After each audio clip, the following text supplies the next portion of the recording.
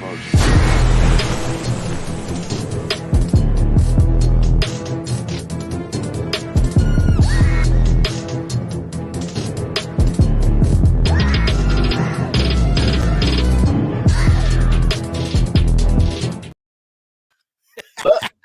that. Welcome to the Shark Tank. Yeah, baby. I'm Commissioner Cooper here with your new commissioner, Fred, the Commissioner Reyes. Welcome to the studio, sir. Thank you. I like this. This is awesome. It's like a whole shark feel. I got the fin at the bottom. I mean, come on, you can't beat this shit. All right, so listen, we wanted to make a little something, this is our 20th year, wanted to not take a step back. We always want to move forward. Felt like things were off to a rocky start. So nothing better to sit back, talk amongst the commish about the league and how we're doing and get some good positivity going on. Let's talk about last week, shall we, right quick? Speaking of positivity, here are our scores from last week. Dragons taking it to the Sharks. This motherfucker. Great. Great game though, but it's funny. I was talking to Mary Jane. I was like, I was sitting here watching that Broncos Jets game, and I was really happy for you because I told you I was rooting for them because you went all the way there. And I'm watching this scoop and score go in, and little did I realize that was pretty much the downfall of my fantasy team as well. That's what I was watching right there. El Dorados, man, he took it to the Jets. Jets didn't even show up for this one. 132.5. And by the way, big shout out to Craig. Very impressive going on for his three-peat right now. Only team to do that was the Sharks. So he's coming up on some history right now. And looking strong doing so. The Grimace, they are off the schneid finally. 76.3 to 63.3. Oh man, God! At least you did something. Rattlers, not a bad game for the Rattlers here. 130. The Bombers put forth a good effort there. 124. I mean, look, he beat pretty much 2-3. He pretty much beat everyone but like 2 or 3 other people. So great effort, but unfortunately, the Rattlers were victorious. And then, of course, the team of the week, the Jesters, 134, pretty much 135, we'll call it, to 95. Let's talk the commish. What do you think? How do you feel about your performance? How do you feel about your first team of the week so far? I feel great. I knew my game plan. I said it from the draft. I know I made a mistake with a quarterback, but I felt that's why I took Kamara and Brees Hall because I knew the first 3 weeks I had to get by till he came back. And ever since that, I've been winning, and that was my highest scoring of the league. So, I mean, we're healthy. Allen's playing. Kamara's playing. Hall is playing. You got Kelsey. That 49er defense, bro. You've had some people struggle. Jalen Waddle, and he'll come back for you as well. So this team's starting to come this week. This team's starting to come together. I like it. Let's look at these power rankings. Speaking of how, you were moving up, one of the biggest movers this week on the power rankings was the Jesters, up to number 5 here, 3-2 on the season. Obviously leading the way, the big, the mighty, the powerful Dragons. Watch out, 4-1, 591 lead scoring, leads records, tied with the El Dorados. Again, I already mentioned him earlier, who's also, again, going for that three-peat. The Sharks, even though they lost, look at that, still putting up them big points, puts them up in the power rankings. The Massacre, again, they've been putting up points all year. They had an off week this week. Should be seeing them bounce back. Bucks, hey, you know what? Big points, 5-10. 5-10 for this guy. So he's right. He's 2 back-to-back team in a week. So, watch out. The Rattlers, another big mover up the power rankings. They're starting to score some points in bunches. I mentioned his big game this last week, so that was big. Jets coming down a little bit. Like I said, it was a bad game. Bombers as well, but again, put forth a great effort this week. So unfortunately, there in the Predators also headed down as well. Fear the goats no more, shall we? Only 413 points on the year and 2-3. I don't know. I'm not fearing that too much. And that Grimace team, ooh, oh man, that thing just looks disgusting. So, just a quick overview of the standings. I added this. I don't know if you noticed this, Commish, but I added this on from I the ESPN, the playoff percentage. Like I ESPN, like that. isn't that cool? I love that. So I wanted to make sure we had that on our thing so you guys could see it. That's a pretty cool stat. That's your percent to make the playoffs. So that's pretty neat. We'll show the NFC as well. Obviously, Dragons leading the way, Jester 64%. So in Massacre, that's what it looks like right now in the NFC. But again, and again, I forgot to pull it up, the big graphic. Oh yeah. Congratulations to our boy, the team of the week, the general. That's why I got you on there, the Jester. All right. All right, let's talk about this week real quick since you are in the house tonight. Let's look at our first matchup. Boy, oh boy, I had to bring this one up first because this is where things get loud and proud. The Rattlers lead the series 11-7. They won their last meeting 84-71. The Rattlers are 4-1 in their last 5 matchups.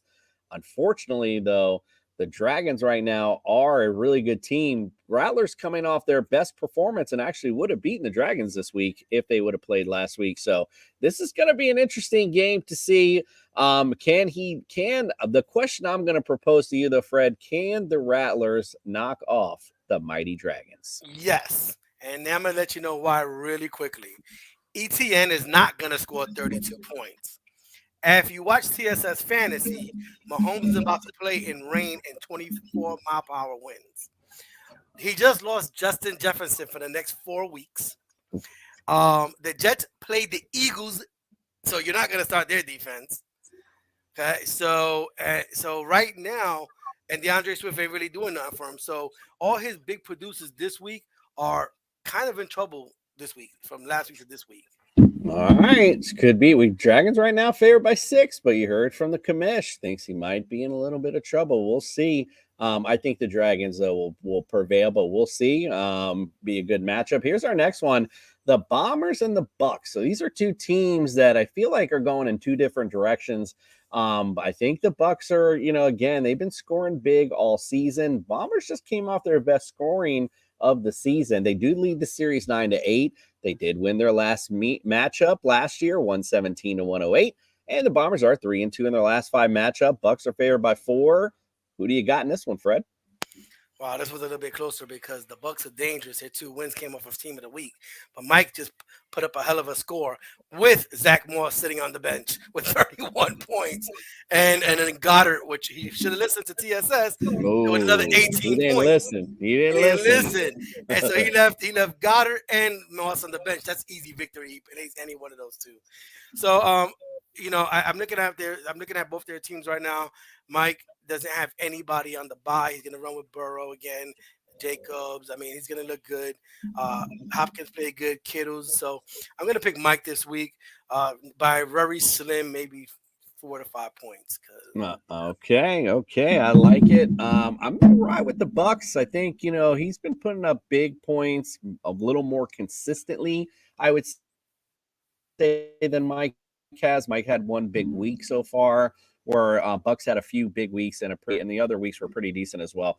So I'm gonna say Bucks on this one. All right, let's go to this next one. This one will be interesting. The 1-4 Grimace going against a team that's pretty hot right now. The 3-2. They've won 3 in a row. Just as Grimace lead the series 14-5. Oh my God. Just as won the last one though, 70-65. The Grimace are 4-1 in the last 5 matchups, but I get the Jesters favored by 8. What do you say, my friend? Well, listen, man, we know the Grimace like to talk really big just to make him feel better about himself, and I do gotta say he would have beat the Pennsylvania Predators a lot more. I didn't even notice it just now. He left Aaron Jones in the starting lineup, so Like, so this is the problem that Grimace is going to have. He has Aaron Jones playing. He has Eckler and Jamar Gibbs. All three of them are not 100%. Mm. His running back situation is looking very, very bleak. And then, I really don't see him really getting over 80 points this week. I don't think he wins at all. All right, I like it. All right, let's go to the next matchup. let's look at this matchup right here. The Sharks against the Predators. The Sharks dominate this series 11-5. The Predators won the last meeting 112 to 86. Sharks are 3-2 in the last 5 matchups. I got the Sharks favored by 10,000. You want to know why? Hold on. You want to know why? Let me take this off. You know why? Nick, come here. Come on that screen. You want to know why? Because you are my bitch in this LSF, in this thing we call the LSFL. You, sir, are my bitch. Let me just put it up again so you can see. 11-5. Dominate. There, it doesn't matter. I could put in the fucking Arizona's backup at a backup, and I'll beat you. All right, what do you think, Fred? Who wins this matchup? It's all fun, Nick. All fun. Don't get all serious. He produced very low this week. The problem he's having is he's forced to play Jonathan Taylor, and we don't know what we're going to get from him yet. We don't know how slow they're going to ease him in, and it's his number one running back, so you have to go. Lamar Jackson had a bad game. Andrews had a bad game. McLaurin had a bad game. If it wasn't for Tyreek Hill, he would have probably scored 50 points or less. And there's nothing's looking better on his bench. So he has to make a move very soon and come off something, because there's no way. I think he might beat him by at least 20 to 25 points realistically. So it's funny, because this is the second week in a row that I got to sit there and watch a game and go, woohoo, and knowing that it's screwing me, like the Bills against the Jags. And I saw Travis Etienne, and I knew Greg had him, but I didn't give a you know what, because all I wanted to see was Buffalo lose. So I was all excited, but I knew Greg was screwing me over. So now I got to sit here and watch my boys and got to get all excited, watch Tyreek get wide open, knowing fucking it's costing me points in fantasy. God damn it. I hate fantasy football. All right, next matchup, week 6. Let's go. The Jets and the Goats. This is a good one here, and the series is tied 4-4. Jets won the last meeting 100 to 56. Damn, Mark. Damn. Jets are 3-2 in the last 5 matchups. Jets are favored by 5. What do you say? Who do you like in this one? This one's a little bit tougher. I'm actually had to look both at their rosters really quickly once again, and the Jets. This is a very low scoring team. Now I understand Anthony Richardson got hurt. That hurts. McCaffrey didn't score like he usually does. Madison, but it was pretty even. Garrett Wilson got stopped. So I'm looking at the rest of his team. He's gonna have to ride the same thing. I'm gonna go with the Goats this week. The Goats just have a better team right now. They got Cousins playing, Bijan Robinson.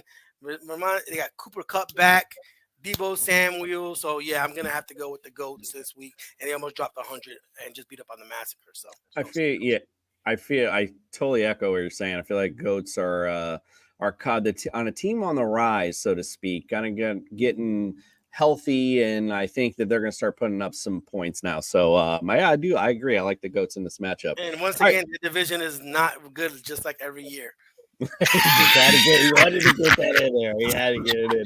All right, let's get on with the game of the week. I got to give some music for this.